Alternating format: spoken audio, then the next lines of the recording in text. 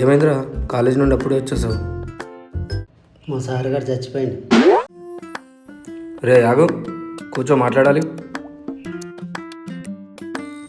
రాగానే ఏంట్రా స్వామి? చెప్పు.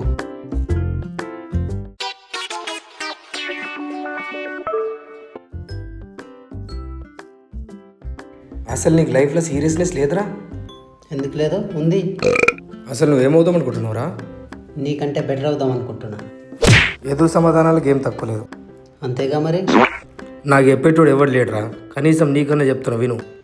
అబ్బా, లేకపోతే రొనాల్డో అయిపోతా అంటూ, లేకపోతే సచిన్ టెండూల్కర్ అయిపోతా అంటూ.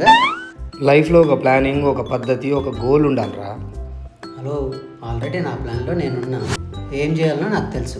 నువ్వేం చెప్పాల్సిన అవసరం నాకు లేదు. అబ్బా, ఏం చేస్తావో చెప్పరా. రీల్స్ తీస్తా. పురాణాలు తీసుకున్నట్టు ఆ రీల్స్ తీసుకుంటూ కూర్చుంటావురా? అసలు మీరు నా టాలెంట్ను గుర్తిస్తలేదు. ఏఆర్ రెహమాన్ వాళ్ళ మమ్మీ ప్రోత్సహించకపోతే మనకు ఆస్కార్ అవార్డు వచ్చేదా?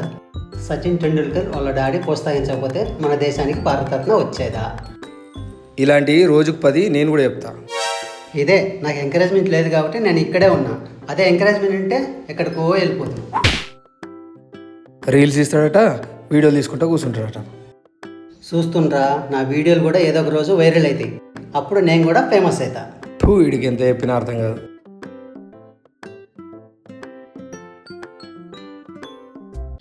అర్జెంటుగా కాన్సెప్ట్ రాసి వీడియో తీసి వైరల్ అయిపోవాలి.